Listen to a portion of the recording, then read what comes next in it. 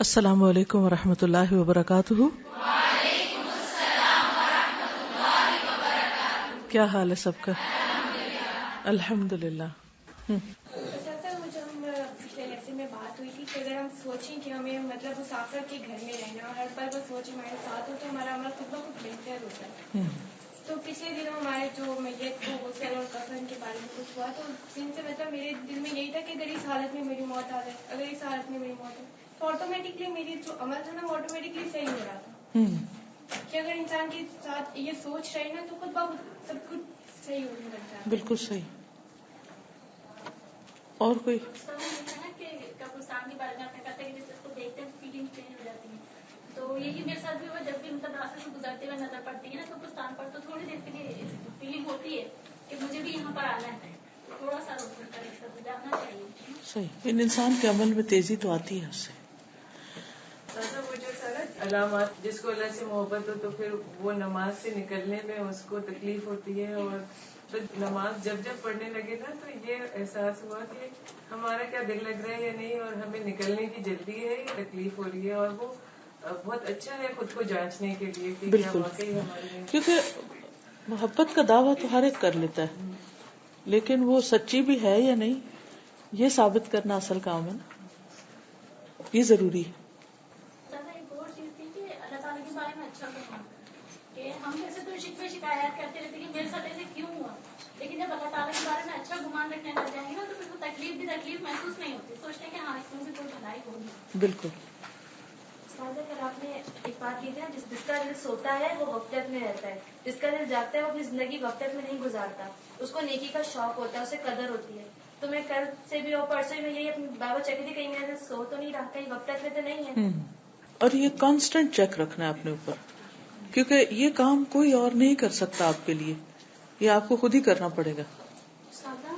جی تازہ جیسے ہم نے قلب سلیم کے بارے میں پڑھا اس کے بعد سے ایسا لگتا تھا جیسے اس کے اوپر ایک پروٹیکٹنگ لیئر آ جاتی ہے، فلٹریشن وہ پھر ان خیالات کو جو وہاں پر ایگزسٹ کرتے ہیں وہ صرف انہیں اٹریکٹ کرتا ہے. باقی جو ہے شکوک شبہات، اور بار بار یہ ہو رہا تھا کہ ایسی چیزوں کو نہیں لانا، یعنی ان کو فلٹر کر دیتا ہے. صحیح.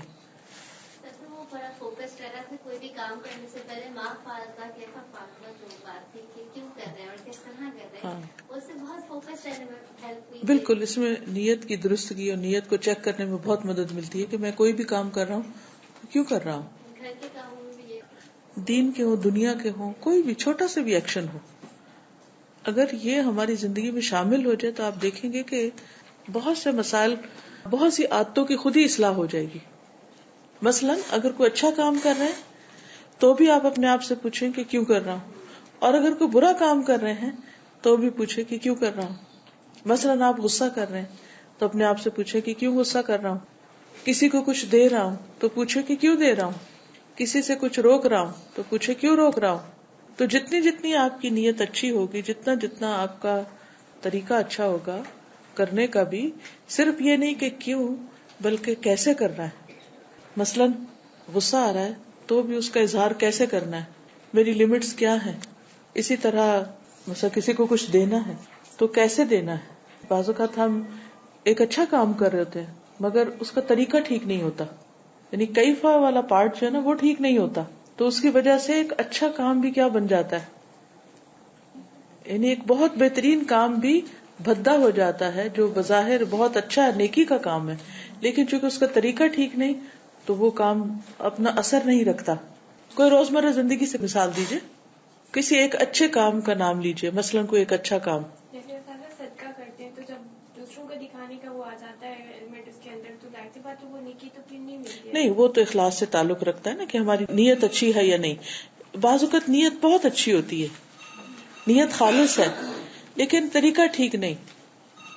مثلا ہم لوگ ریگولرلی صفائی کی ڈیوٹیز کرتے ہیں، تو اگر ہمیں ایک ڈیوٹی ملی ہے اور ہمیں بس یہ جلدی ہے کہ جلدی ٹائم میں اس کو پورا کر کے نکلوں یہاں سے، یعنی طریقہ ٹھیک نہیں اس کے کرنے کا، اس کے کرنے کا طریقہ ٹھیک نہیں تو اس کا مزہ نہیں. چاہے آپ اللہ ہی کے لیے کر رہے ہیں تو ہم بہت سے کام اللہ کے لیے کرتے ہیں مگر چونکہ طریقہ ٹھیک نہیں ہوتا اس لیے ان کا کوئی فائدہ نہیں ہوتا. پھر یعنی فائدہ شاید کچھ نہ کچھ تو ہو ہی جائے اجر کے اعتبار سے، لیکن اس میں پھر وہ برکت اور خوبصورتی نہیں آتی. اگر کسی کو کوئی بات سمجھانی ہے، بالکل نیت بھی اچھی ہے اور بات بھی درست ہے، لیکن الفاظ کا چناؤ ٹھیک نہیں، موقع ٹھیک نہیں، دوسرے شخص کی ملازمت سے وہ بات نہیں کی، تو وہ بھی پھر جی وہ بھی پھر نیکی نہیں رہتی. مثلاً ہمارا عام طور پر واسطہ اپنے بہن بھائیوں سے ہوتا ہے نا، یا ینگ بچیاں، آپ تو آپ کے بھائی کو پینسل چاہیے فار ایگزامپل، تو پہلے آپ سوچتی ہوں کہ میں کیوں دوں، پھر آپ کو خیال آتا ہے کہ نہیں وہ لکھ رہا ہے تو میں اگر اس کو مدد دوں گی تو اس کو ثواب ہوگا، مجھے ثواب ملے گا. اور آپ کا دل نہیں بھی چاہ رہا، پھر بھی آپ ثواب کی نیت سے پینسل دے رہی ہیں. لیکن آپ کیسے دے رہی ہیں؟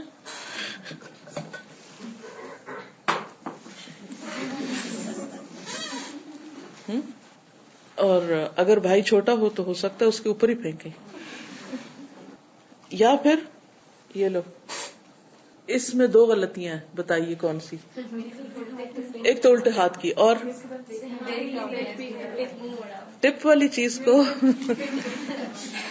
یہ بخاری پڑھ کے پتہ چلا میرے خیال آپ کو، یہ حدیث سے پتہ چلتا ہے، اس کے بغیر نہیں چلتا.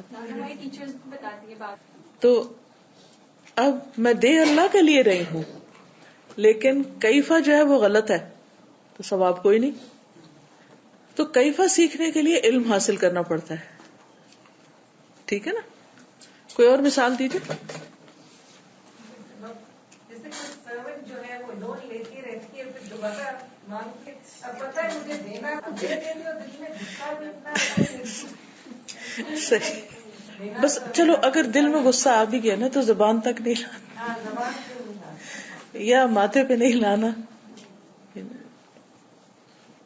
استاذہ کسی کو نماز کے لیے کہنا چاہتے ہیں تو سرکاسٹیکلی کہنا، یا پھر اس انداز میں کہنا کہ وہ بالکل ہی نہ پڑھے، یا بلیمنگ انداز میں، تم تو کبھی نماز پڑھتے ہی نہیں، کبھی تمہیں وقت پہ پڑھنی نصیب ہوئی. بعض اوقات وہ ہم اصلاح کے نام پہ ہاں جب اصلاح کرنے لگتے ہیں تو اتنی بد اخلاقی اور اتنے برے الفاظ اور برے الفاظ استعمال کرتے ہیں. بالکل صحیح کہا آپ نے، وہ اچھے ہونے کی جگہ اور فساد پڑ جاتا ہے.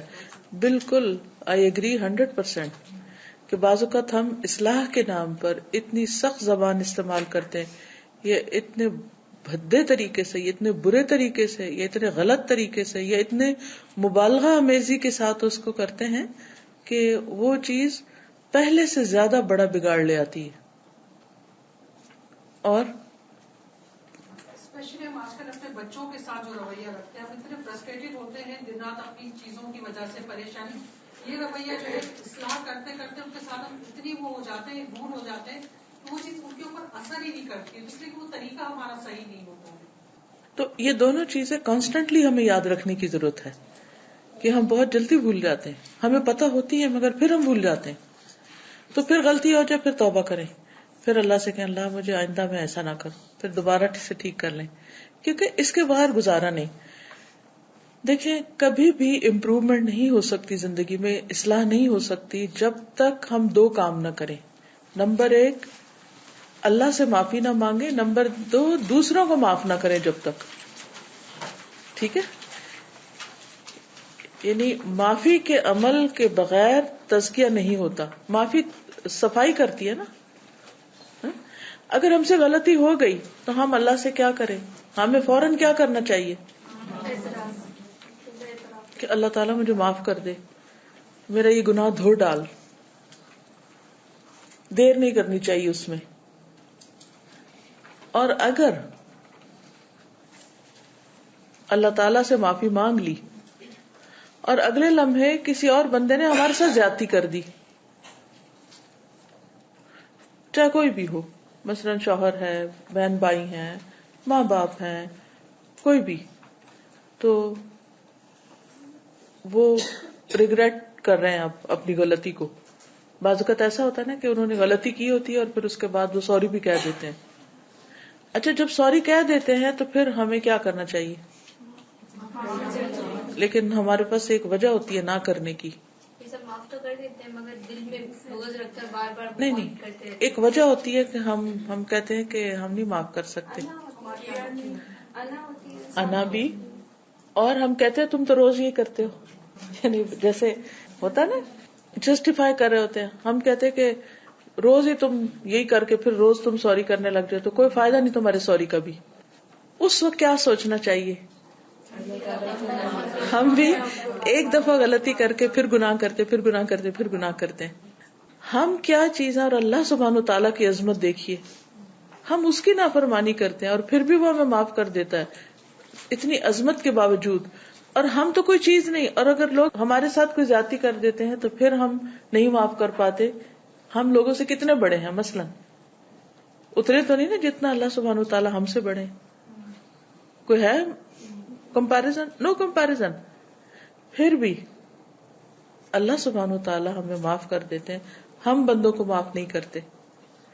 اچھا، بعض اوقات یہ ہے کہ ان کے رویے ہمیں اتنے تکلیف دیتے ہیں کہ ہمارے لیے امپاسبل ہو جاتا ہے نا، یا بہت مشکل ہو جاتا ہے. جیسے وحشی تھا، اس نے حضرت حمزہ کو شہید کر دیا تھا، تو آپ نے اس کو معاف تو کر دیا تھا، لیکن کیا فرمایا تھا؟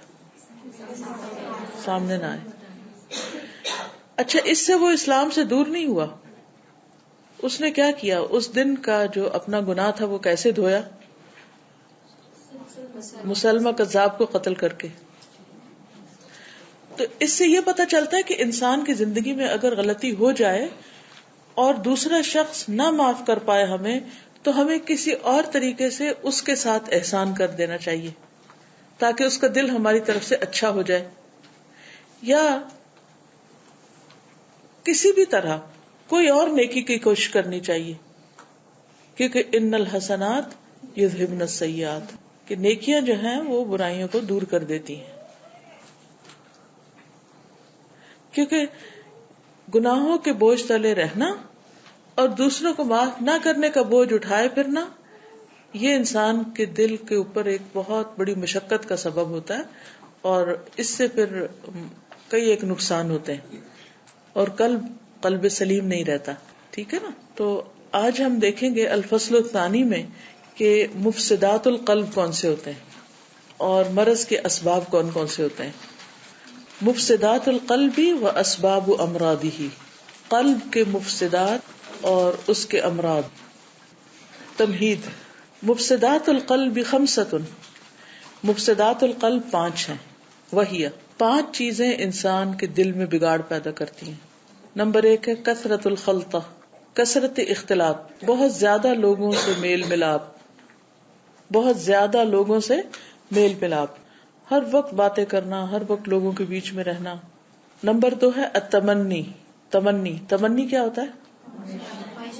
تمنائیں، آرزویں، خواہشات. نمبر 3 التعلق بغیر اللہ تعالی، اللہ تعالی کے علاوہ دوسروں سے تعلق زیادہ ہونا، یعنی اللہ سے بڑھ کر اوروں سے محبت یا انسانوں سے محبت. صرف انسانوں سے نہیں، مال سے، کسی بھی چیز سے.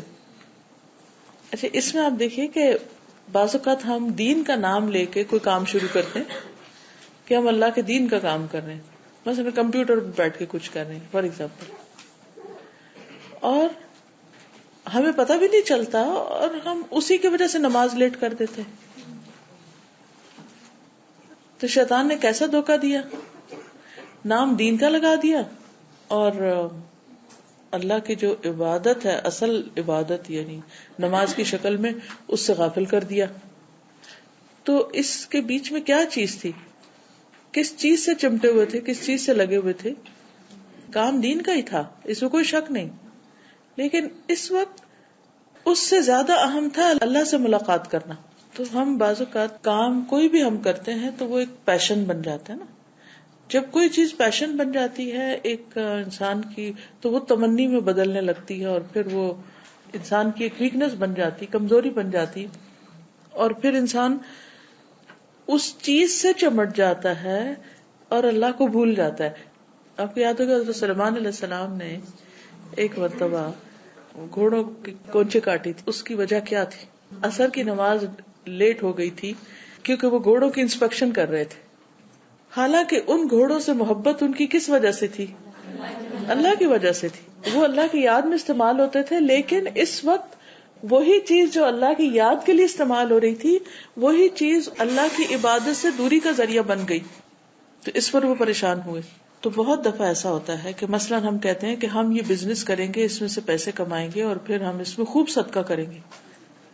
پھر ہم اس بزنس میں اتنے لگ جاتے ہیں کہ ہماری نمازیں لیٹ ہونے لگ جاتی. تو یہ التعلق بغیر اللہ ہو جاتا ہے. الشبع, شبع ہوتا ہے پیٹ بھر کے کھانا, پیٹ بھرا رکھنا, ہر وقت یعنی خوب کھا پی کے رہنا. اور پانچواں ہے کثرت النوم, بہت سونا, زیادہ سونا, زیادہ کھانا, اللہ کے علاوہ کسی بھی چیز کے ساتھ تعلق زیادہ ہو جانا, تمنائیں اور آرزویں, اور لوگوں میں بہت گل مل کے رہنا, اختلاط رکھنا, بات چیت, اس کے پاس بیٹھ گئے, اس کے پاس بیٹھ گئے, اس سے باتیں, اس پہ باتیں. جس دن فون بند ہو اس دن دل ہی نہ لگنا. خلطہ کے اس دور میں تو قسم یہی تھی کہ لوگ کسی سے ملنے جائیں اور جا کے بیٹھے. اور اب کیا ہے, آپ دور بھی بیٹھ کے اسکائپ پہ باتیں کریں, آپ اس میں 3-4 لوگوں کو گروپ کی شکل میں لے لیں, کانفرنس کال کر لیں, آپ سارے کہیں کہیں بیٹھے ہوئے بھی اکٹھے ہو سکتے ہیں, ٹیکسٹ میسجنگ کریں, گھنٹوں فون پہ باتیں کریں. تو یہ بھی اسی کی ایک قسم ہو جاتی ہے. یہ چیزیں پھر انسان کے دل کو بگاڑ دیتی ہیں. ان چیزوں کو ضرورتاً ہی استعمال کرنا چاہیے اور ایک حد کے اندر. کہتے ہیں فَهَذِهِ الْخَمْسَةُ مِنْ أَكْبَرِ مُفْسِدَاتِ الْقَلْبِ, یہ 5 چیزیں دل کو بگاڑنے میں سب سے زیادہ اہم ہیں, یہ بہت بڑی ہیں. فَنَذْكُرُ آثَارُهَا الَّتِي اشْتَرَكْتُ فِيهَا وَمَا تَمَيَّزَ بِهِ كُلُّ وَاحِدٍ مِّنْهَا. تو ہم ان کے آثار کو دیکھتے ہیں اور کس طرح یہ ایک چیز دوسری چیز سے الگ الگ ہوتی ہے. اعلم, جان لو, ان القلب, کہ بے شک دل, یسیر الی اللہ عز وجل, اللہ سبحانہ تعالیٰ کی طرف چل کے جاتا ہے یا اللہ کی طرف جاتا ہے. یعنی دل بنا اس لیے ہے کہ اللہ سبحانہ تعالیٰ کی طرف مائل ہو, والدار الآخرہ, اور آخرت کے گھر کی طرف, ویکشف عن طریق الحق ونہجہ, اور وہ حق کا طریقہ ڈھونڈتا ہے اور اس کی طرف یعنی اس کی سمت, وآفات النفس والعمل, اور اسی سے پتہ چلتا ہے کہ نفس کی آفتیں کون سی ہیں, کیونکہ دل پہچان کا کام کرتا ہے نا. وقطاع الطریق, اور راستے کے چور یا ڈاکو کون ہے. بنورہ وحیاتہ وقوتہ, یہ کب ہوتا ہے, جب دل کے اندر نور ہوتا ہے, زندگی ہوتی ہے اور قوت ہوتی ہے. 3 چیزیں, روشنی, زندگی اور قوت. وصحتہ وعزمہ, اور کیا ہو اس کے اندر, صحت اور عزم. وسلامت سمعہ وبصرہ, اور اس کے سننے اور دیکھنے کی سلامتی. وغیبت الشواغل والقواطع عنہ, اور اس کا اور چیزوں میں مشغول ہونا نہ ہو, یعنی وہ اور چیزوں میں مشغول نہ ہو. دیگر شغل اور دیگر جو دل کو منقطع کرنے والی چیزیں اللہ سبحانہ وتعالیٰ سے, وہ چیزیں اس کے اندر نہ ہوں. تب انسان کو پتہ چلتا ہے کہ اس کے اندر کی خرابیاں کیا ہیں اور اس کے اندر کہاں کون سی ویکنس آ رہی ہے, کون سی بیماری آ رہی ہے, کون سی رکاوٹ آ رہی ہے. اگر دل کے اندر صحت, سلامتی اور قوت ہو, نور ہو, زندگی ہو, پھر وہ پہچان لیتا ہے. وَهَذِهِ الْخَمْسَةُ تُطْفِئُ نُورَهُ, یہ 5 چیزیں دل کا نور بجھاتی ہیں. دل معرفت کے لیے نا, مختصر کر لیتے ہیں بات کو, دل معرفت کے لیے, لیکن وہ معرفت کا کام صرف اس وقت کرتا ہے جب اس کے اندر صحت, زندگی اور روشنی ہوتی ہے. یہ صحت 5 چیزیں خراب کرتی ہیں, یہ روشنی 5 چیزیں بجھاتی ہیں. وَتُعَبِّرُ عَيْنَ بَصِيرَتِهِ, اور اس کی آنکھوں کو نور بصیرت سے عاری کر دیتی ہیں. وَتُثْقِلُ سَمْعَهُ, اور اس کی سماعت کو بوجھل کر دیتی ہیں. إِن لَمْ تَصُمْهُ وَتُبْكِمْهُ وَتُضْعِفُ قُوَاهُ كُلِّهَا, اگر وہ اس کو بہرا نہ کر دیں, گنگا نہ کر دیں, اور اس کی ساری قوتوں کو کمزور نہ کر دیں. وَتُوهِنُ صِحَّتَهُ وَتُفَتِّرُ عَزِيمَتَهُ, اور اس کی صحت کو کمزور نہ کر دیں اور اس کی عزیمت کے اندر گیپ نہ لے آئیں. وَتُوقِفُ ہِمَّتَهُ, اور اس کی ہمت کو روک نہ دیں, کم نہ کر دیں. وَتُنْكِسُهُ إِلَى وَرَائِهِ, اور اس کو پیچھے کی طرف نہ لے جائیں, کیونکہ بعض اوقات ہم آگے جاتے جاتے پھر کیا ہوتا ہے, جیسے اللہ تعالیٰ فرماتے ہیں وَمَن نُعَمِّرْهُ نُنَكِّسْهُ فِي الْخَلْقِ, یعنی بڑھاپے میں انسان پھر کیا ہو جاتا ہے, پیچھے چلا جاتا ہے نا, بوڑھا ہو جاتا ہے تو پلٹ جاتا ہے, واپس بچہ بن جاتا ہے. اسی طرح دل بھی آگے بڑھتا ہے, اس میں ایمان پختہ ہوتا ہے, ترقی ہوتی جاتی ہے, اور اگر اس کو مینٹین نہ کیا جائے تو واپس آ جاتا ہے, اس کا گراف نیچے چلا جاتا ہے. گراف سے آپ اچھی طرح بات کو سمجھ جائیں گے. آپ نے کبھی گراف دیکھے؟ گراف یہ ہوتا ہے کہ جیسے ایک پیپر ہوتا ہے نا جس کے اوپر باریک باریک ڈبیاں بنی ہوتی ہیں, تو کسی بھی چیز کو ناپنے کا وہ ایک طریقہ ہوتا ہے, اس میں اوپر لے جاتے پھر نیچے آتے ہوئے لکیریں پڑی ہوئی ہوتی ہیں, ان سے ناپتے کہ کوئی چیز اوپر جا رہی ہے نیچے آ رہی ہے, کہاں جا رہی ہے, یعنی کون سی چیز کتنا ورک کر رہی ہے. مثال کے طور پر اگر آپ دل کے ایمان کی حالت کبھی تو بہت اوپر چلی جاتی ہے, پھر ذرا سے نیچے آتی, پھر ذرا اوپر جاتی, پھر نیچے آ جاتی, پھر اوپر چلی جاتی. ٹھیک ہے, اب اس میں آپ دیکھیے کہ وہ جو ہارٹ کے کو ہم لے لیتے ہیں, یہ جو سب سے اوپر والا ہے ہارٹ کا, تو اس میں آپ دیکھتے ہیں کہ کبھی آپ کا ہارٹ بالکل سٹینڈ سٹل ہو جاتا ہے, نہ اس میں محبت ہوتی ہے, نہ نفرت ہوتی ہے, نہ کچھ بھی نہیں, بس بے حس سے, نو لائف. یہ ڈیڈ ہارٹ کی علامت ہوتی ہے, یہ بہت خطرے کی علامت ہوتی ہے, اس سے فوراً باہر نکلنے کی کوشش کرنی چاہیے. ایک نارمل ہارٹ اس طرح اوپر نیچے جاتا ہے, کچھ لوگوں میں فلکچویشن بہت زیادہ ہوتی ہے اور کچھ لوگوں کی تھوڑی کم ہوتی ہے. اب اگر ہمارا دل جاگتا ہو, زندہ ہو, تو انسان فوراً پہچان جاتا ہے, اوہ نو, مجھے اس طرح کی فیلنگ نہیں آ رہی جو مجلس کے اندر آ رہی تھی, باہر آ کے وہ نہیں آ رہی, اب ایسا ہو رہا, اب ایسا ہو رہا. یہ آپ کے اندر ہر وقت کیلکولیشن جاری رہے گی. جو جیتا جاگتا زندہ دل ہوگا نا, اس کو سخت فکر لگے گی جب ذرا بھی اس میں کمی بیشی آئے گی. تو کہتے ہیں کہ یہ 5 چیزیں جو ہیں یہ آپ کے گراف پر اثر انداز ہوتی ہیں. کثرت الخلطہ, تمنی, تعلق بغیر اللہ, الشبع, کثرت النوم. ومن لا شعور له بهذا فمیت القلب, تو جس میں شعور ہی نہیں ہوتا, احساس نہیں رہتا, بے حس ہو جاتا ہے, تو وہ یہ دل کی موت ہے. وما لجرح بمیت ایلام, جس طرح مردہ انسان کو کوئی درد نہیں ہوتی, بس اس کا جسم بے حس ہو جاتا ہے. وہی عائقۃ له عن نیل کمالہ, تو یہ اس کے لیے رکاوٹ بن جاتا ہے کمال تک پہنچنے میں. قاطعۃ له عن الوصول الى ما خلق له, جس کام کے لیے دل کو پیدا کیا گیا ہے اس کام کو وہ کرنے کے قابل نہیں رہتا. کس کام کے لیے دل بنایا گیا؟ اللہ کی پہچان کے لیے, معرفت کے لیے, حقیقت یا حق کو پہچاننے کے لیے. تو اگر دل وہ کام ہی نہیں کر رہا جس کے لیے وہ بنایا گیا ہے تو بیکار ہے, بیمار ہے. اور پھر اس کا نقصان کیا ہوگا؟ اس کی خوشی, اس کی لذت, اس کی رونق, وہ سب ختم ہو کے رہ جائے گا. فَإِنَّهُ لَا نَعِيمَ لَهُ وَلَا لَذَّةَ وَلَا ابْتِهَاجَ وَلَا كَمَالَ إِلَّا بِمَعْرِفَةِ اللَّهِ وَمَحَبَّتِهِ. دل کے لیے کوئی مزہ ہی نہیں, یعنی دل کو صرف مزہ آتا ہے, اصل مزہ اور رونق اور کمال, جب اس میں اللہ کی معرفت ہوتی اور اس کی محبت ہوتی. وہ ہے اصل جیتا جاگتا دل. وَالطُّمَأْنِينَةُ بِذِكْرِهِ, اور جس میں اطمینان ہوتا ہے اللہ کے ذکر سے, یعنی جب وہ اللہ کو یاد کرتا ہے تو اس کے دل کے اندر ایک اطمینان آتا ہے. والفرح والابتہاج بقربہ, اور اس کی خوشی اور رونق کب ہوتی ہے؟ جب اس کو اللہ کا قرب محسوس ہوتا ہے. اچھا یہ بتائیے کہ اللہ کا قرب کب محسوس ہوتا ہے انسان کو؟ یہ بتائیے کہ کس چیز سے اللہ کا قرب حاصل ہوتا ہے انسان کو, اور خوشی کیسے حاصل ہوتی ہے؟ سجدے کی حالت میں قرب حاصل ہوتا ہے. آپ کتنا لمبا سجدہ کرتے ہیں میکسیمم, کتنی تسبیحات پڑھتے ہیں؟ 5 7, آپ اس کو 11 تک لے جائیے, 11 سے پھر تھوڑا اور آگے بڑھائیے, اور اس کے بعد آپ اٹھ کے اپنے دل کی حالت دیکھیے. یعنی اگر آپ کو یوں محسوس ہو رہا ہے کہ آپ کا دل بے حس ہو رہا ہے, مردہ ہو رہا ہے, تو نمازوں میں سجدے کا ڈیوریشن بڑھا دیجیے, اور ڈیفینیٹلی آپ اپنے اندر امپروومنٹ پائیں گے, کیونکہ یہ میرا پرسنل ایکسپیرینس ہے. نبی صلی اللہ علیہ وسلم کیا کیا کرتے تھے جب آپ پر کوئی پریشانی آتی تھی؟ فوراً نماز کی طرف دوڑتے تھے. جنگ بدر میں جو سب سے زیادہ پریشانی کا دن تھا, آپ نے کیا کیا تھا؟ اور زیادہ آپ کا نماز کی طرف رجحان, یعنی آپ مسلسل عبادت اور دعا کی حالت میں تھے. تو کہتے ہیں کہ دل کی خوشی اور اس کی رونق اللہ کے قرب میں ہے. اور قرب کہاں ملتا ہے اللہ کا انسان کو؟ نماز کے علاوہ, سجدے کے علاوہ.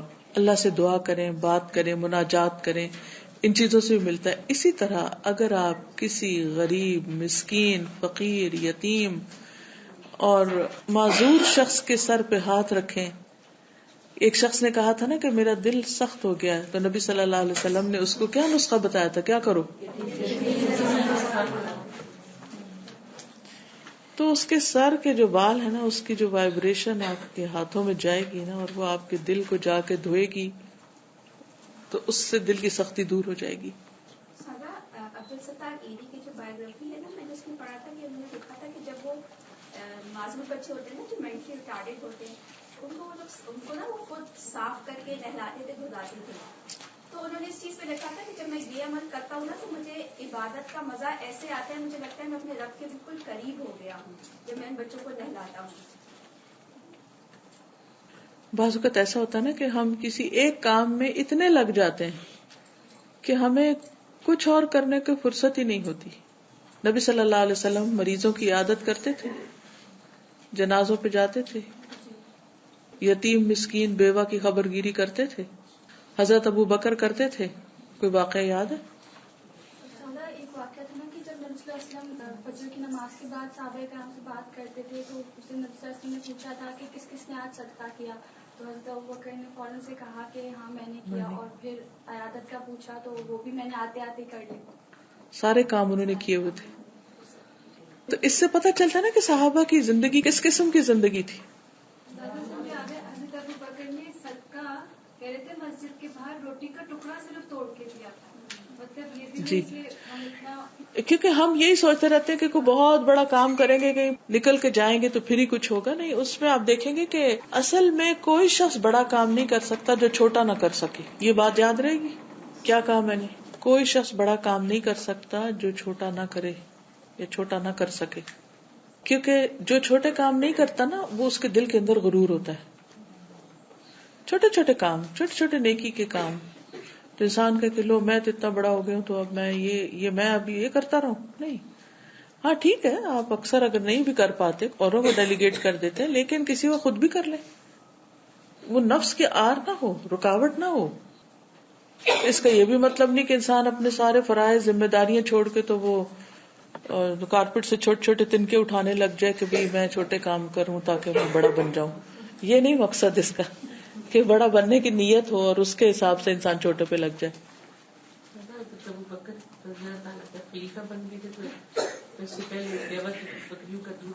تو انہوں نے وہ بعد میں بھی جاری رکھا. خلیفہ تھے اور بیوہ کی بکریوں کو دودھ دوتے تھے، کیونکہ ان کو یہ پریشانی ہوئی کہ ہمارا اب دودھ دو کون دوئے گا. وہ تو خلیفہ بن گئے تھے. انہوں نے کہا کہ نہیں، میں ہی دوں گا. ایکچولی میں جس واقعے کی طرف اشارہ کر رہی تھی وہ یہ کہ حضرت ابو بکر ہر کام میں آگے بڑھ جاتے تھے.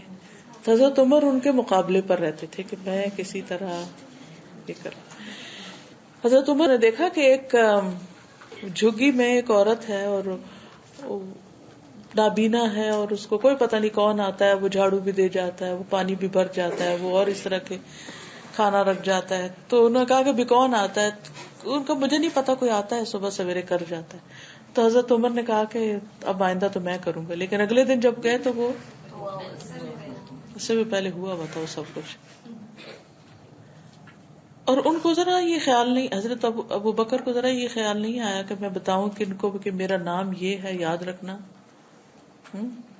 اور میں فلاں جگہ سے آتا ہوں، فلاں قبیلے کا ہوں، اور پروفٹ کا دوست ہوں، سب سے قریبی. آپ کو پتا ہے کوئی ایسی پہچان نہیں کروائی انہوں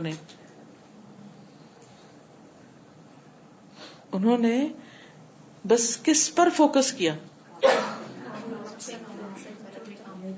اور ان کی عظمت لوگوں کے دلوں میں کس نے ڈال دی؟ اللہ نے، جس کے لیے وہ سب کچھ کر رہے تھے. ہم سمجھتے ہیں کہ ہم اپنی بڑائی کے جھنڈے خود ہی گاڑ لیں دنیا میں رہتے ہوئے،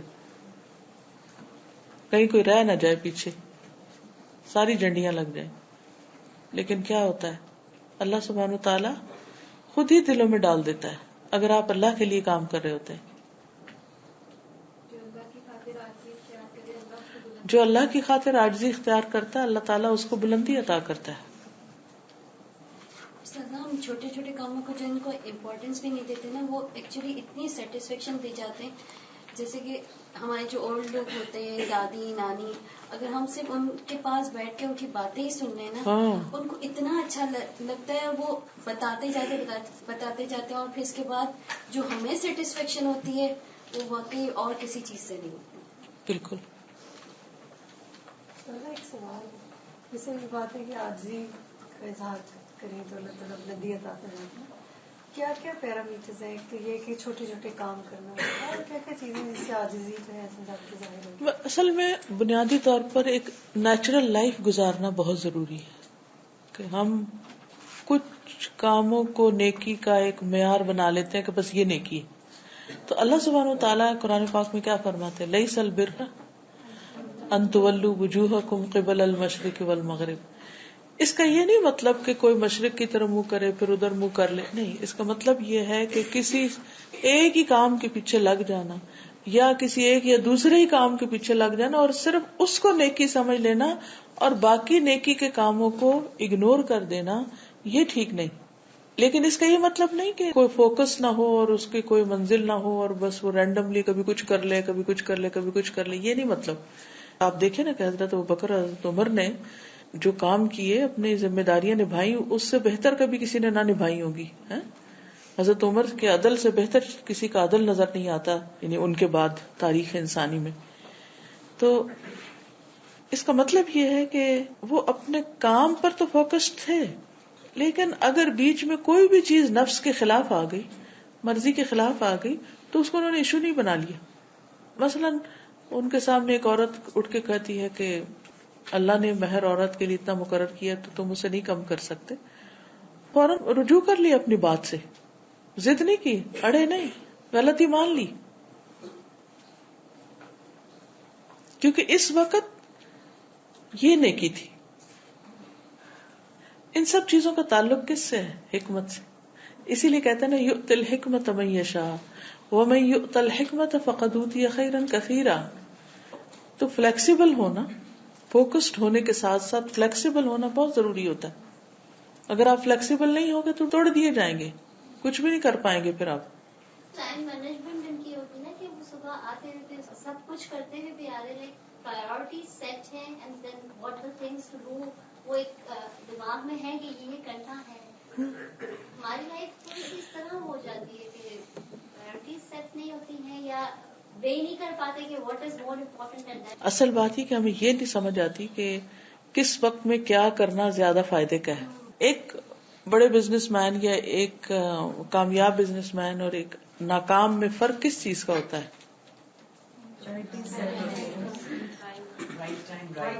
right time right decision. Yes, very right. Right time right decision. کس وقت کہاں کس چیز میں انویسٹ کرنا ہے, کس وقت کہاں کس چیز میں انویسٹ کرنا ہے. بھیڑ چال نہیں ہوتی, اچھا فلانے نے کیا میں بھی کرتا ہوں. اگر ایک کام یا ایک انویسٹمنٹ پیچھے سارے ہی لگ جائیں تو اس کا فیلڈ کیا رہے گا باقی؟ وہ تو مندہ ہو جائے گا نا بازار, جو سارے ہی وہی بیچنے لگ گئے. میں اس وقت بات کر رہی ہوں کہ جیسے کامیاب بزنس مین کیا ہے کہ رائٹ ٹائم پہ رائٹ ڈیسیژن لے کے اس کو انویسٹ کرتا ہے پیسے کو, جبکہ دوسرا اس وقت ایک دوسرا شخص ہے وہ اپنی عقل کو استعمال نہیں کر رہا کہ اس کے حالات کیا ہیں, اس کے پاس کیا ہے ہاتھ میں سرمایہ. وہ کہتا ہے اچھا فلانے نہیں کیا ہم یہ کر لیں. ہم میں سے میجورٹی خصوصاً ہمارے ملک میں ترقی نہ ہونے کا ایک بڑی وجہ کیا ہے, یا کوالٹی نہ آنے کی, کہ بہت سے لوگ صرف بھیڑ چال کا شکار ہوتے ہیں, نقالی سے کام لیتے ہیں, یا نہیں, کریٹیوٹی نہیں ہوتی, نقالی زیادہ ہوتی ہے, تو پھر وہ کوئی مارکیٹ ہی نہیں بنتی. اب دونوں میں فرق تو ہے, نقل میں آسانی بہت ہوتی ہے اور کریٹیوٹی لانے کے لیے آپ کو سخت محنت کرنی پڑتی ہے, تب آپ پروو کرتے ہیں. تو ان سب چیزوں کا حل کیا ہے؟ جیتے جاگتے باشعور زندگی بسر کرنا. اور جب آپ باشعور ہوتے ہیں تو اللہ سبحانہ وتعالیٰ آپ کے دل میں ڈال دیتا ہے کہ اس وقت اب یہ کرنا زیادہ امپورٹنٹ ہے. ابھی ایک بچہ تھا, اس کی بھی شادی, تو اس سے بات ہو رہی تھی, تو میں نے کہا آپ کیا کر رہے ہیں, تو اس نے کہا کہ آئی ایم ہسٹری ٹیچر, امریکہ میں ہسٹری ٹیچر. تو میں نے کہا آپ نے ہسٹری کیوں چوز کیا, why don't you become a doctor اور این انجینئر اور سم ون ایلس. تو ہی سیڈ کہ there are too many engineers and too many doctors, even the Pakistan community. تو کہیں گے میں چاہتا ہوں میں کچھ اور کروں جو کوئی نہیں کر رہا ہوں. Yes. اور کسی بھی گورنمنٹ یا کسی بھی اسٹیٹ کو بنانے کے لیے انڈیویجولس چاہیے ہوتے ہیں, جو اگر ہر کوئی ایک ہی کام کرے گا تو پھر ایک پورا اسٹیٹ یا پوری آرگنائزیشن چلے گی کیسے؟ یس, بالکل. کوئی بھی چیز کہیں بھی ہمیشہ یہ دیکھیں کہ آپ کس چیز میں زیادہ اچھے ہیں، آپ کون سا کام زیادہ بہتر کر سکتے ہیں جو دوسرے نہیں کر سکتے. کہ اللہ تعالیٰ نے اس دنیا کے نظام کے لیے ہر ایک کو اسی لیے مختلف بنایا ہے تاکہ ہر کوئی ایک مختلف رول پلے کرے. جب ہر ایک اپنا اپنا اپنا کرے گا تو وہ ایک پورا کینوس سج جائے گا نا. تو اس کے لیے اللہ کی پہچان کے بعد اپنی پہچان بہت ضروری ہے. پھر حالات کی، ماحول کی، کیا کرنا چاہیے اور کس کس چیز سے بچنا چاہیے. اور پھر اللہ کے فیصلوں پہ راضی ہونا، اللہ کی تقدیر پہ راضی ہونا، یہ بھی بڑا ضروری ہوتا ہے. کیونکہ جب ہم کمپیریزن کرتے رہتے ہیں نا تو ہم اسی غم میں رہتے ہیں کہ جو فلاں کو ملا ہے وہ مجھے کیوں نہیں ملا. اکثر لوگوں کا غم یہی ہوتا ہے نا، جو چیز کسی اور کے پاس ہوتی ہے وہ ہمیں بہت اٹریکٹیو نظر آ رہی ہوتی ہے اور ہم اس پر پریشان رہتے ہیں کہ وہ میرے پاس کیوں نہیں آئی، مجھے کیوں نہیں ملی. وہ اس سے بھی باہر نکلنا چاہیے. جب آپ اس سے نظر ہٹائیں گے تو جو آپ کو ملا نا وہ آپ کو نظر آنے لگ جائے گا. ابھی آپ کو اپنا اس لیے نظر نہیں آ رہا کہ آپ دوسرا کا دیکھ رہے ہیں. اللہ کے فضل کو دیکھیے، اللہ سے اس کا فضل مانگیے. اور جو رول اللہ نے آپ کے لیے رکھا ہے نا، چاہے مرد اور عورت میں سے عورت ہونے کی شکل میں، یا ایک ماں کی شکل میں، یا ایک اگر ماں نہیں بنایا اللہ نے، مثلا بعض کے بچے نہیں ہوتے تو کسی اور رول میں، تو جو بھی آپ کو جہاں بھی موقع ملے اس رول میں اپنے آپ کو سخت محنت کے ساتھ آگے بڑھائیے. ترقی اور بلندی دنیا اور آخرت دونوں میں محنت سے آتی ہے، سہل پسندی سے نہیں آتی. خواہ علم حاصل کرنے کا معاملہ ہو، خواہ علم سکھانے کا معاملہ ہو، خواہ کوئی اور ڈیوٹی دینے کا معاملہ ہو. اسی طرح عزت اور محبت بھی وہ چیزیں نہیں ہیں کہ جو آپ دوسروں سے مانگ کے، چھین کے یا ان سے ناراض ہو کے آپ حاصل کر لیں گے. ایسا نہیں ہوتا. آپ جب کچھ کرنے لگتے ہیں تو دوسروں کے دل خود بخود جھکنے لگتے ہیں آپ کے لیے. اور اگر آپ اپنے آپ کو پروجیکٹ کرنے لگتے ہیں تو اس کا ری ایکشن کیا ہوتا ہے؟ ایک ہی کام ہے، ایک شخص اللہ کے دین کی خدمت میں کر رہا ہے، انسانیت کے فائدے کے لیے کر رہا ہے، اور وہی ایک کام ہے جو ایک بندہ اپنے آپ کو منوانے کے لیے کر رہا ہے. فرق کس چیز کا ہے؟ ارے نہیں، نیت کا نہیں ہے.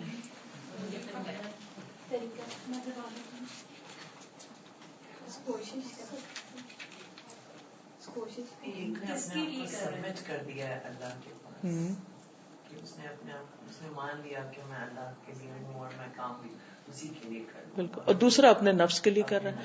تو طریقہ فرق ہے نا، پھر گول فرق ہے نا. ایک اللہ کے آگے جھکنے کے لیے یا عاجزی کے لیے کر رہا ہے، اور دوسرا جو ہے یہ چاہتا ہے کہ دوسرے میں بڑا بنوں. یس، بالکل. دوسرے کی سوچ یا ارادہ یا اس کی خواہش کچھ اور ہے. تو انما الاعمال بالنیات، اینڈ پھر اس پہ جا کے ہوتا ہے. یعنی دونوں کی خواہش فرق ہے. نیت کا لفظ ٹیکنیکلی درست تھا جو آپ نے بولا، مگر میں نے اس لیے اس کو نہیں لیا کیونکہ اس سے آگے آپ سوچتے نہیں. نیت بولا اور سو گئے.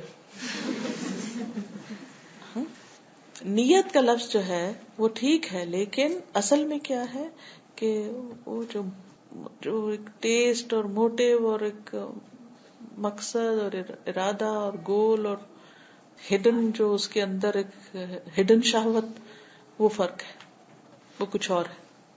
پھر جو اندر ہے نا وہی باہر آئے گا، نتیجہ اس کے مطابق ہوگا. بہرحال بات یہ ہو رہی تھی کہ جس دل کے اندر اللہ کی محبت ہوگی اور اس کا قرب ہوگا، اس کا لطف کچھ اور ہوگا. والفرح والابتہاج بقربی والشوق الی لقائہ، جس کو اللہ کی ملاقات کا شوق ہوگا اس کے کاموں کا طریقہ ہی کچھ اور ہوگا. فہذہ جنتہ العاجلہ، یہ اس کی دنیا میں ملنے والی جنت ہے. اس کو دنیا کی جنت کیا ہے؟ دل کی ٹھنڈک، دل کا سکون، دل کا اطمینان، دل کی خوشی، دل کی رونق. صرف خوشی نہیں، رونق کہ آپ اندر سے ابل رہے ہیں، کچھ کرنے کا جذبہ آپ کے اندر ٹھاٹھے مار رہا ہے. اب جائزہ لے لیں اپنا، کتنی امنگیں ہیں دل میں، کتنے جذبے ہیں، کتنا شوق ہے، اور کس چیز کا شوق ہے. اور اگر یہ نہیں ہے تو دل بیمار ہے. اور یہی اس کتاب کا ٹاپک ہے اصل، کہ اس بیماری کو دور کرے تاکہ آپ دنیا میں بھی جنت کمائیں اور آخرت میں بھی. دیکھیے ایک وہ شخص ہوتا ہے نا کہ جو کسی چیز سے محبت کرتا ہے، دنیا کی کسی چیز سے، تو اس چیز کا جو خیال ہے وہ اس کے لیے بڑی خوشی کا باعث بنتا ہے. مثلا ایک ماں ہے تو اس کو اپنے بچوں سے یا کوئی کسی بھی کام سے، کوئی ہابی ہے آپ کی، کوئی انسان ہے، کچھ بھی، تو اس سے کیا ہوتا ہے کہ آپ جب اس کے بارے میں سوچتے ہیں یا اس سے ملاقات کا ارادہ کرتے ہیں یا وہ چیز آپ کو مل جاتی ہے، مثلا کسی کو خاص زیور پہننے کا کوئی شوق ہے یا کوئی اور اسی طرح، تو اس وقت جو اس کے دل کی رونق اور ایک خوشی اور ایک اس کو لطف آ رہا ہوتا ہے، اس سے کہیں زیادہ خوشی ہوتی ہے اس شخص کو جو اللہ سے محبت رکھتا ہے اور اللہ سبحانہ وتعالی کی ملاقات کے انتظار میں ہے. لیکن شاید ہمارے اس چیز کا کانسیپٹ ہی نہیں، اس لیے نہ کبھی اس کے بارے میں سوچا اور نہ کبھی اس کو اس درجے پہ محسوس کیا. یہ شوق جب آ جاتا ہے نا دل میں اللہ سے ملاقات کا، تو دنیا میں ہی جنت میں چلا جاتا ہے انسان. وہ نماز کے وقت کا انتظار کرتا ہے کیونکہ وہ ایک چھوٹی ملاقات ہے. وہ نیکی کے کاموں میں دوڑ دوڑ کر جاتا ہے. وہ ہر روز یہ کہتا سنائی نہیں دیتا کہ ایمان کا لیول لو ہو گیا اور ڈاؤن فیل کر رہا ہوں اور اب کچھ کرنے کو دل نہیں چاہ رہا. ایک خوشی محسوس کرتا ہے کیونکہ وہ دل کے اندر جب ایک خوشی آ جاتی ہے نا تو مسکراہٹ پھر آپ کو سجانی نہیں پڑتی، ایک مصنوعی طور پہ لانی نہیں پڑتی. وہ کیا ہوتی آپ کے اوپر خود ہی آ جاتی ہے. پھر اس کے برعکس جب دل غمگین ہوتا ہے، پریشان ہوتا ہے، تو آپ کو لکھ کے نہیں لگانا پڑتا کہ آج میں غمگین ہوں. آپ کی آنکھیں خود ہی بتا دیتی ہیں، آپ کا چہرہ خود ہی بتا دیتا ہے. کما انہ لا نعیم لہ فی الآخرۃ ولا فوز الا بجوارہ فی دار النعیم فی الجنۃ العاجلہ.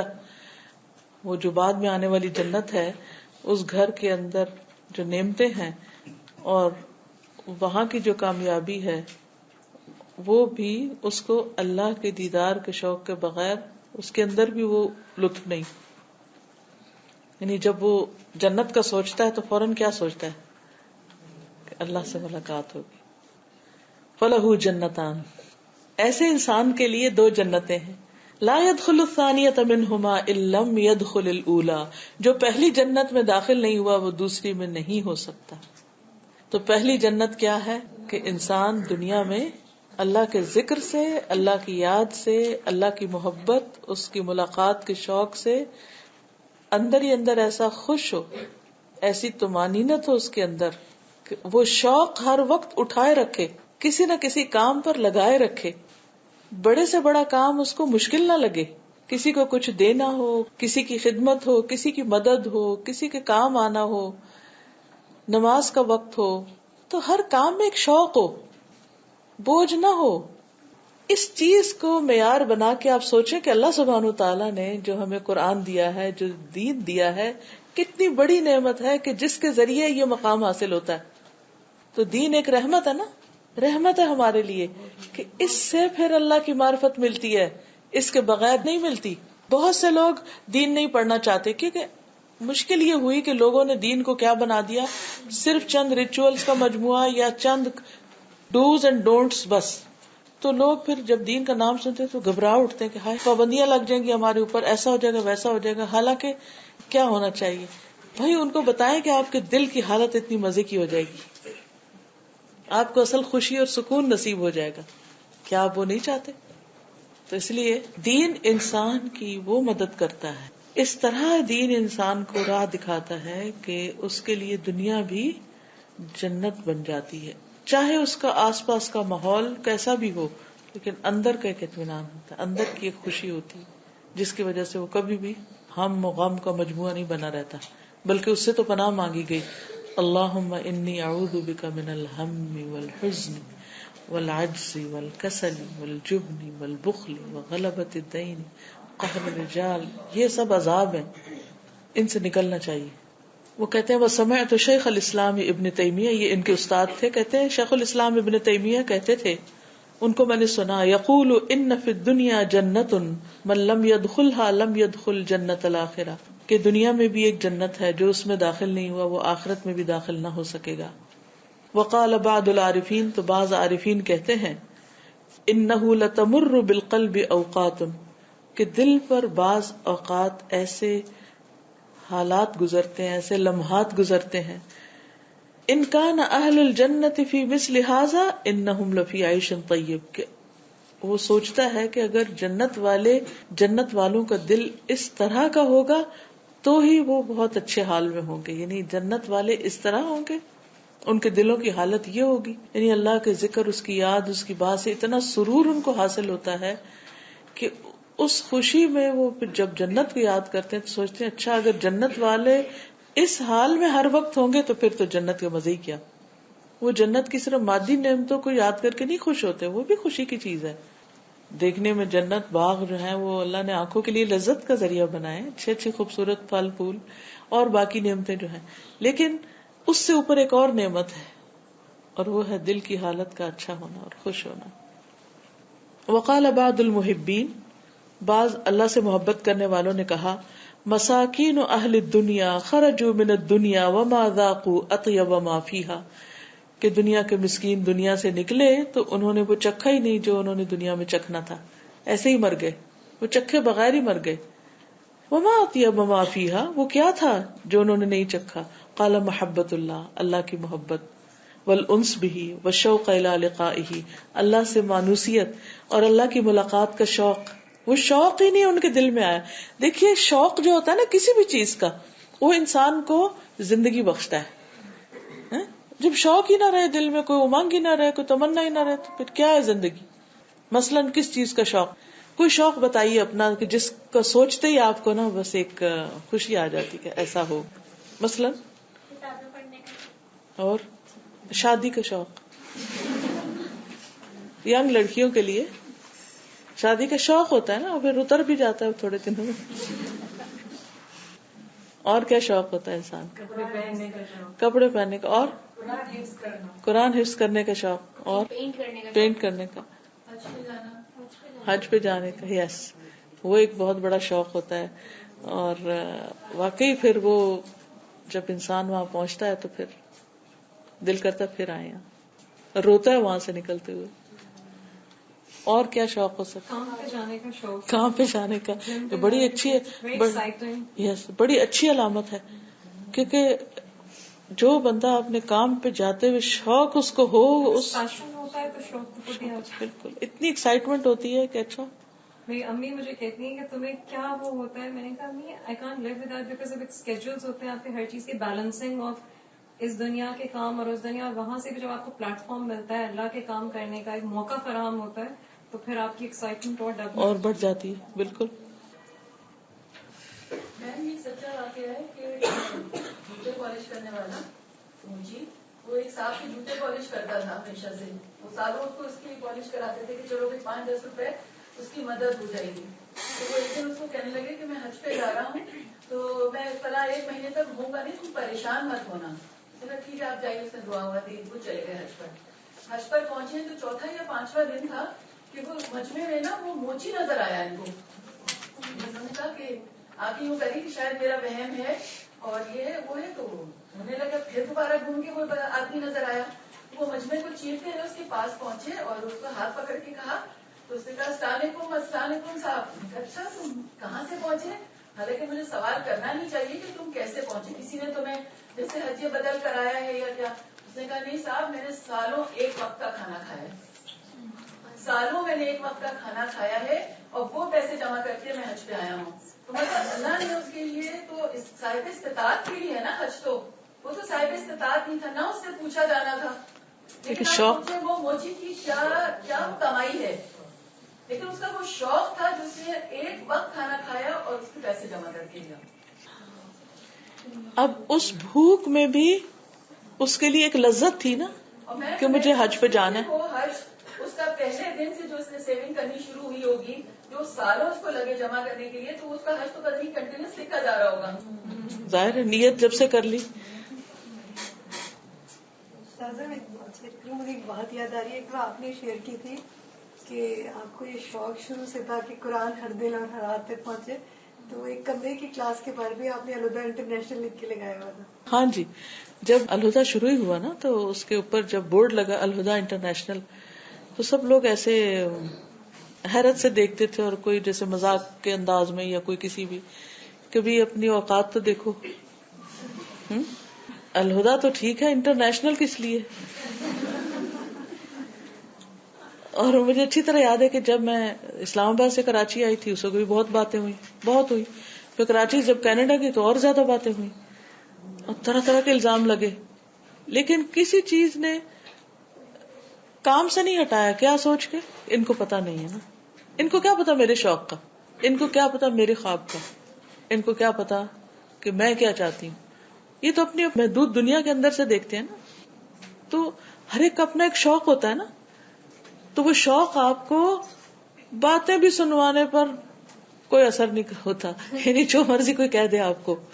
اور مجھے ہمیشہ ہی ہوتا تھا کہ لوگ اپنے شوق، مثلا جو لڑکیاں گھر سے بھاگی ہوئی ہوتی ہیں ان کے اوپر باتیں نہیں بنائی جاتی، لیکن وہ باز آ جاتی ہیں. کیا چیز بھگا لے جاتی ہے ان کو؟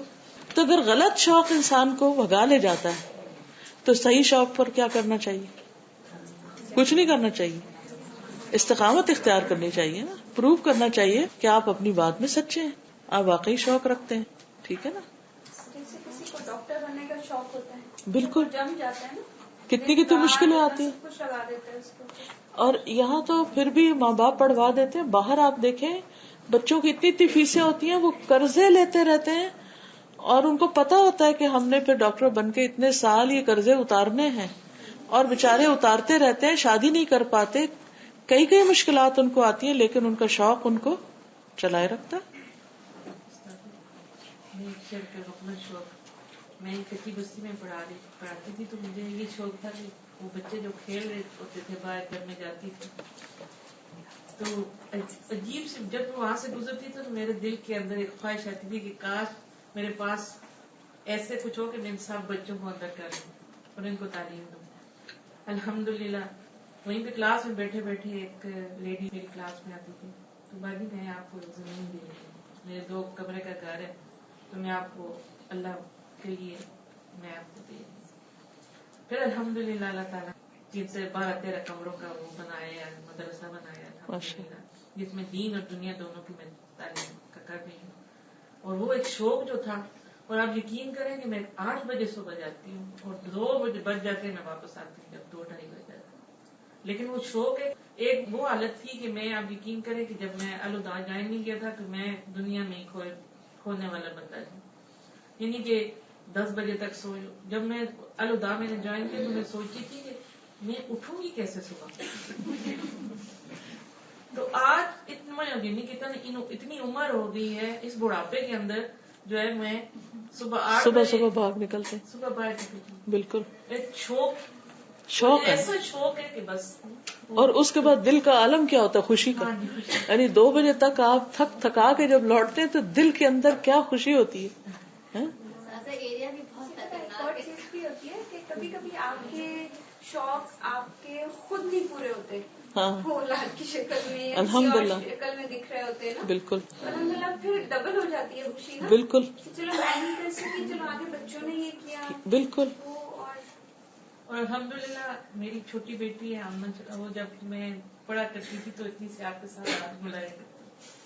الحمدللہ اس نے اتنی اچھی طرح قرآن شریف کا وہ تجوید سیکھی، ماشاء اللہ ابھی وہ او لیول اس نے کیا تو ساتھ وہ کر رہی ہے، قرآن کا کورس کر رہی ہے.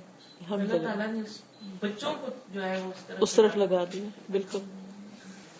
اور پھر اس میں کہتے ہیں کہ یہ بھی ہوتا ہے کہ اس چیز کی طرف انسان اتنا متوجہ ہو جاتا ہے کہ اعراض عن غیرہ ہی، آس پاس اس کے علاوہ کی چیزوں میں اس کا انٹرسٹ نہیں رہتا. وَكُلُّ مَن لَهُ قَلْبٌ، جس کا بھی دل جاگتا ہے، حیٌّ زندہ ہے، یشہد ھذا وہ اس کا مشاہدہ کرتا ہے، وَيَعْرِفُهُ ذَوْقًا اور اس کا ذوق کو پہچانتا ہے. وَهَذِهِ الْأَشْيَاءُ الْخَمْسَةُ اور یہ 5 چیزیں قاطعۃ عن ھذا اس سے کاٹنے والی ہیں، یعنی شوق کے اس سفر میں رکاوٹ ڈالتی ہیں. حائلۃ بین القلب وبینہ دل اور اس کے درمیان حائل ہو جاتی ہیں. عائقۃ لہ عن سیرہ اس کے چلنے میں رکاوٹ ڈالتی ہیں. ومحدثۃ لہ امراضا وعللا اور اس کے لیے کئی بیماریاں پیدا کر دیتی ہیں. ان لم یتدارک المریض خیف علیہ منہا اگر مریض اس کا تدارک نہیں کرتا، اس کا ادراک نہیں کرتا، یعنی اس کو پہچانتا نہیں کہ کون سی چیز اس کی شوق کی پرواز میں رکاوٹ ڈال رہی ہے، تو اس کے بارے میں پھر ڈرنا ہوگا. یعنی وہ نقصان اٹھائے گا. سب سے پہلی چیز ہے کثرت الخلطہ، کثرت اختلاط. فاما ما تؤثره کثرت الخلطة فامتلاء القلب من دخان انفاس بنی آدم حتى يسود ويوجب له تشتتا وتفرقا. کہتے ہیں کہ سب سے پہلی بات تو یہ ہے کہ جب وہ بہت لوگوں کے بیچ میں ہوتا ہے تو لوگوں کے جو سانسوں کا دھواں ہوتا ہے وہ اس کے دل میں چلا جاتا ہے، جو اس کو بیمار کرتا ہے. جیسے سگریٹ کا دھواں ہوتا ہے نا، تو ایسے ہی ہر محفل کا بھی ایک دھواں ہوتا ہے، وائبز ہوتی ہیں، وہ انسان کو متاثر کرتی ہیں. وَيُوجِبُ لَهُ تَشَتُّتًا وَتَفَرُّقًا، اور اس انسان کے اندر ایک پشیمانی سی اور تشتت ہوتا ہے، بکھرا ہوا، اور اس کا فوکس لوز ہو جاتا ہے. وَهَمًّا وَغَمًّا، ہم و غم بڑھ جاتا ہے. وَضَعْفًا، اور پھر ویکنس بڑھتی ہے. وَحَمْلًا لِمَا يَعْجِزُ عَنْ حَمْلِهِ مِنْ مُؤْنَةِ قُرَنَاءِ السُّوءِ، اور برے دوستوں یا برے ساتھیوں کی طرف سے جو مطالبے ہوتے ہیں ان کو جو پورا نہ کرنے کا بوجھ ہوتا ہے اس سے وہ عاجز آ جاتا ہے. وَحَمْلًا لِمَا يَعْجِزُ عَنْ حَمْلِهِ مِنْ مُؤْنَةِ قُرَنَاءِ السُّوءِ وَإِضَاعَةِ مَصَالِحِهِ، اور وہ بعض اوقات اپنے مصالح کو قربان کر دیتا ہے، ضائع کر دیتا ہے. اس کو یہ یاد نہیں رہتا کہ اس کو خود بھی کیا کیا کام کرنے ہیں، بس وہ لوگوں کو خوش کرنے کے پیچھے لگا رہتا ہے. وَالْإِشْتِغَالِ عَنْهَا بِهِمْ وَبِأُمُورِهِمْ، کیونکہ وہ سارا وقت بس انہی کے کاموں میں مشغول ہوتا ہے. وَتَقَسُّمِ فِكْرِهِ فِي أَوْدِيَةِ مَطَالِبِهِمْ وَإِرَادَتِهِمْ فَمَاذَا يَبْقَى مِنْهُ لِلَّهِ وَالدَّارِ الْآخِرَةِ. جب وہ ہر وقت لوگوں کے بیچ میں، لوگوں کے کاموں میں، لوگوں کے مسائل میں، لوگوں کی پشیمانیوں میں گھرا رہتا ہے تو اس کے لیے اللہ اور آخرت کے بارے میں سوچنے کا کیا ٹائم بچتا ہے؟ اور کیا یہ حقیقت نہیں؟ اب آپ دیکھیے کہ ایک تو دنیا ہے نا جس میں آپ فزیکلی کہیں لوگوں کے بیچ میں ہوتے ہیں، مثلاً آپ کمبائنڈ فیملی سسٹم میں رہتے ہیں تو صبح اٹھتے ہی چاروں طرف آپ کے لوگ ہوتے ہیں، اس سے باتیں کر، اس سے کر، اس سے کر. ایک یہ ہے کہ آپ کے پاس بہت فراغت ہے، جوان ہے آپ، کبھی آپ کہیں چلے جاتے ہیں، کبھی کہیں چلے جاتے ہیں. مجھے ایک دفعہ کلاس میں کوئی بتا رہا تھا کہ بچپن میں ان کا گھر جہاں پر تھا وہاں سب کے گھر ساتھ، تو جو بڑی بوڑھیاں ہوتی تھی وہ کیا کرتی تھی، صبح سویرے اٹھے، گھر سے نکلے، اس کے پاس جا کے بیٹھ گیا، وہاں سے نکلے اس کے پاس سارے محلے کی خبریں ایک جگہ سے اٹھا کے دوسرے تیسرے کو، یعنی کہ ان کی مشغولیت یہ جسے دل بہلانے کا. پہلے اب تو ٹی وی کے آگے بزرگ بھی بیٹھے رہتے ہیں، اکثر بوڑھے کا کام کیا ہے، ٹی وی دیکھتے رہنا. اچھا ٹی وی بھی کیا ہے، ایک طرح سے خلطہ ہی ہے، کیونکہ لوگ جو بھی ایکشن کر رہے ہیں آپ دائیں بائیں نہیں ہے کسی کے ساتھ، چاہے آپ کے میاں یا بیوی بیٹھی ہوئی ہے اس کی نہیں، پر وہ آپ ٹوٹلی کس میں ہے، ان کے ساتھ چل رہے ہیں. آپ کو بس چلے تو ادھر ہی گھس جائیں، بالکل اسی کے اندر وہ کیا کر رہے ہیں، ان کے ساتھ رو رہے ہیں، ان کے ساتھ ہنس رہے ہیں، ان کے ساتھ بول رہے ہیں، ان کے ساتھ کمنٹ کر رہے ہیں، میچ دیکھ رہے ہیں، کچھ بھی دیکھ رہے ہیں. تو آپ دیکھیں کہ لوگ انٹریکٹیو ٹی وی کرتے ہیں، یعنی ٹی وی کے ساتھ ان کا ون سائیڈڈ نہیں ہوتا کہ وہ کر رہے ہیں اور یہ چپ کر کے بیٹھے، ساتھ کمنٹ کر رہے ہوتے ہیں، انہی سے بول رہے ہوتے ہیں، ایموشنلی انوالوڈ ہو جاتے ہیں. اور تو اب کیا ہے، کچھ لوگ تو اتنے انوالوڈ ہو جاتے ہیں اس میں کہ وہ اگر کوئی ایک سیریل مس کر جائیں یا ان کو جھگڑا پڑ جاتا ہے، کہیں جا نہیں سکتے، دنیا ادھر سے ادھر ہو جائے، وہ کہتے ہیں نہیں اس ٹائم پر تو یہیں پر ہی ہونا ہے ہم نے. اگر کوئی میچ ہو رہا ہو، انڈیا پاکستان الگ ہے، لیکن اگر کوئی اور میچ ہو رہے ہو تو پھر لوگ کیا کرتے ہیں، عام طور پر کسی ایک کے ساتھ لگ جاتے ہیں خود ہی، اور پھر آپس میں شرطیں لگاتے ہیں، پیسے قربان کرتے ہیں، لڑائی شروع ہو جاتی. خلاصہ اس کا یہ ہے کہ اس کی بھوک یہ کہ ہر وقت لوگوں سے باتیں کرے، چاہے ملاقات کو جائے یا کوئی اس سے ملاقات کو آئے یا فون پہ لگا رہے یا کسی نے، بس اس کے آس پاس لوگ ہونے چاہیے، اکیلے نہیں دل لگتا. یعنی مختلف صورتیں ہو سکتی ہیں، چاہے ٹی وی ہے، چاہے کمپیوٹر پہ چیٹنگ ہے، چاہے ٹیکسٹنگ ہے فون کے، چاہے گلی محلے میں پھرنا ہر ایک کے گھر، چاہے گھر میں ہر وقت رونق میلہ قائم رکھنا. کچھ لوگوں کی یہ عادت ہوتی ہے، وہ یہ چاہتے ہیں ہر وقت ان کے آس پاس ان کے بچے ہوں، کوئی آ رہا ہو، کوئی جا رہا ہو، ایک ہنگامہ مچا ہوا ہو، تب وہ خوش رہتے ہیں. اگر وہ چلے جائیں تو ان کو وحشت ہوتی ہے. اچھا اب اس کا نقصان کیا ہے کہ ان کی نمازوں میں لذت نہیں ہوتی، ان کو آخرت کی فکر نہیں ہوتی. کیونکہ دیکھیے قبر کی یاد جتنی تنہائی میں ہوگی نا، قبر کی یاد کہ آپ اکیلے اپنے بیڈ روم میں سو رہے ہیں تو آپ کو اللہ یاد آ رہا ہے، آپ کو قبر یاد آ رہی ہے. وہ کبھی بھی نہیں ہوگی کہ آپ کے آس پاس 10 لوگ ہیں اور آپ رات جا کے باتیں کر رہے ہیں. بالکل فرق ہو جاتا ہے ماحول. موسیٰ علیہ السلام کو 40 رات کے لیے یعنی 30 کے لیے بلایا, 10 اوپر اور ہوئے. 6 weeks 40 days کسی انسان کی شکل نہیں دیکھی انہوں نے, کوئی کوکڈ فوڈ نہیں کھائی ہوگی, آخر سروائیو کیے نا. اور اس عبادت اور اس تنہائی اور اس غور و فکر کے بعد وہاں سے وہ تورات لے کر آئے نیچے. نبی صلی اللہ علیہ وسلم بھی اسی طرح. تو کس قدر ضروری ہوتا ہے زندگی کا کچھ حصہ, جیسے آپ لوگ اب ہاسٹل میں اٹھ کے آگے, لیکن وہاں بھی بڑا مسئلہ ہے, ہر وقت خلتا ہے. کوئی نہ کوئی وقت نکالنا چاہیے کہ انسان سب سے ہٹ کے ایک طرف اکیلے بیٹھ کے کچھ پڑھے, سوچے, سمجھے, غور و فکر کرے. اس کے لیے خود کوشش کر کے وقت نکالنا چاہیے, اور اس میں پھر اللہ سے باتیں کرے, جب جا کے دل کا حال ٹھیک ہوگا. ٹھیک ہے نا. وہ کہتے ہیں ہذا وکم جلبت خلطۃ الناس من نقمۃ, کہتے ہیں اس میں اور بھی نقصان ہے. آپس میں لوگوں کے لڑائیاں شروع ہو جاتی ہیں, رشتوں میں پیار اور محبت کی بجائے بغض اور عداوت اور ایک دوسرے سے دشمنی کی فضا پیدا ہو جاتی ہے, اور پھر نعمتیں بعض اوقات دور ہو جاتی ہیں. وانزلت من محنۃ وعطلت من منحۃ, کئی انعام انسان سے دور ہو جاتے ہیں اور کئی آزمائشوں میں پڑ جاتا ہے, اور کتنی بلاؤں یا امتحانوں میں پڑ جاتا ہے. وَهَلْ آفَةُ النَّاسِ إِلَّا النَّاسِ, کیا لوگوں کی آفت انسانوں کے سوا کوئی اور ہو سکتا ہے؟ یعنی انسانوں کی آفت انسان ہی ہے. وَهَلْ كَانَ عَلَىٰ أَبِي طَالِبْ عِنْدَ الْوَفَاةِ أَضَرُّ مِنْ قُرَنَاءِ السُّوءِ, ابو طالب کی وفات کے وقت ان کو سب سے زیادہ نقصان کس نے دیا تھا؟ ان کے برے دوستوں نے. قرناء السوء, کیونکہ نبی صلی اللہ علیہ وسلم جب آپ کو ایمان کی دعوت دے رہے تھے اور آپ اس کے قریب تھے کہ اسلام قبول کر لیتے, تو فوراً کون پہنچ گئے؟ ابو جہل وغیرہ. انہوں نے کہا کہ نہیں, تم اپنے باپ دادا کے دین کو چھوڑ دو گے. تو اس طرح وہ اسلام قبول کرنے سے رہ گئے. لم يزالوا به حتى حالوا بينه وبين كلمة واحدة توجب له سعادة الابد, وہ برے دوست ایک کلمے کے بیچ میں حائل ہو گئے جس کی وجہ سے وہ اس ابدی سعادت سے محروم ہو گئے. وهذه الخلطة التي تكون على نوع مودة في الدنيا, یہ اختلاط جو ہے یہ دنیا کی محبت کی ایک قسم ہے.